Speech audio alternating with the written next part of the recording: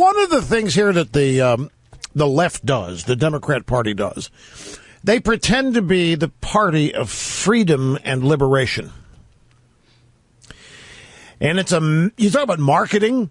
What a masterful marketing trick they have pulled off here with the notion that they are the party of freedom and liberation, when in fact it's just the opposite. You see, the left's big lie is that government frees people and that only government can liberate people, when really it's just the opposite.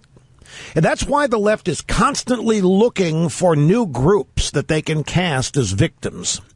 I mean, we acknowledge that the left seeks to victimize everybody.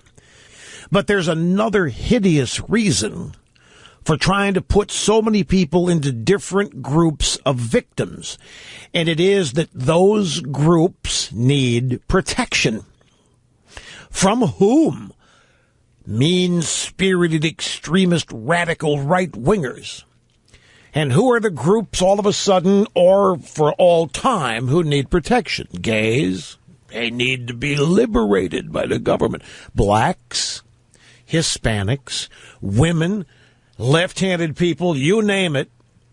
Anyone they can claim being discriminated against, to the point that freedom is taking on a whole new meaning, incorrectly and dangerously so. And what's happened is that the Democrats, the left, have successfully convinced people that they are the party of freedom. They are the party of liberation. That they free people from constraints or bondage or what have you. These people really do believe that those of us who are not liberals want to constrain them from having a good time. We want to punish them if they have a good time. We want to deny them fun. We are rock rigid, and then after that, we are judgmental. And why is that? Well, because they view us as people with a moral code, and they don't want a moral code. A moral code itself is punishing. A moral code has lines beyond which you're not supposed to go, and that's not fun. And the people in charge of that are a bunch of old-fashioned, dry-ball fuddy-duddies who go to church every Sunday and have sex once a year and then think they're committing sin. And we don't want to have those people running our lives. And the Democrat Party comes along and agrees with them and says, yeah, well, we're here to liberate you. We are the party that will free you. When in fact, it's at the end of the day, it's just the exact opposite. But that's why the Democrat Party is looking constantly for new groups that they can cast as victims. Groups that need protection from us, need protection from the Christian right, need protection from conservatives like Sarah Palin and me and whoever else you care to name. Gays and blacks are oppressed. I mean, that's the message in 2013 America. There are large groups of Americans still under the yoke of oppression. They are made to believe that. They go through their day believing that they're oppressed. When a Democrat wins an election, that's when they think they're set free. It's the most amazing thing. Women, war on women, what do you think that really was? In addition to being a vote-getting scheme, it was a continuation of this notion that women are oppressed. And the Democrats will free them. You want contraception every day paid for by somebody else so you can make love as often as you want? Here it is. We're going to make it possible for you, and we're not going to judge you. We love you more than anybody in the world. Go ahead, do whatever you want to do. We're the party of freedom. Anybody that they can claim is discriminating or being discriminated against must be protected by the government.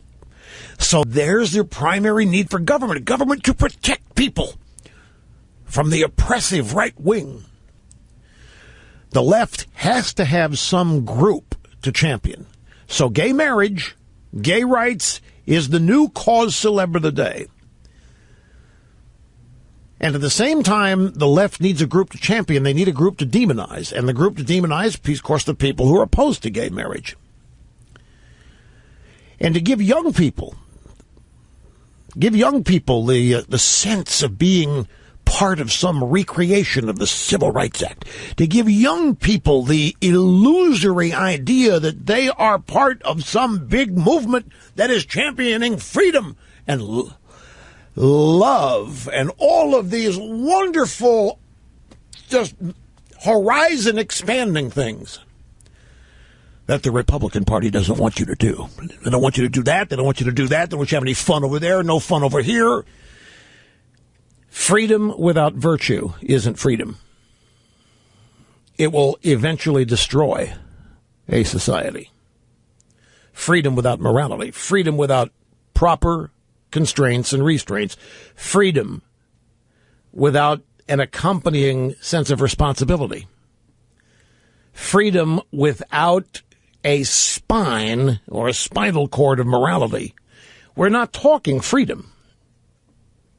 But in today's modern vernacular, we are. To young people today, that's exactly what freedom is. Freedom is hedonism. Freedom is your sybaritic pursuits. You do whatever you want, and as long as it doesn't hurt anybody else, there's nothing wrong with it. And it's the as long as it doesn't hurt anybody else, that's where the trouble begins. Because is there great harm to a society when an age-old, I mean as old as humanity itself, custom is corrupted?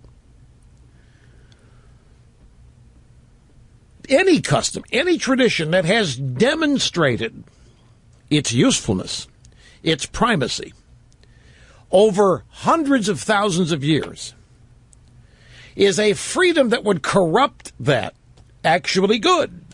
Is it virtuous? It isn't.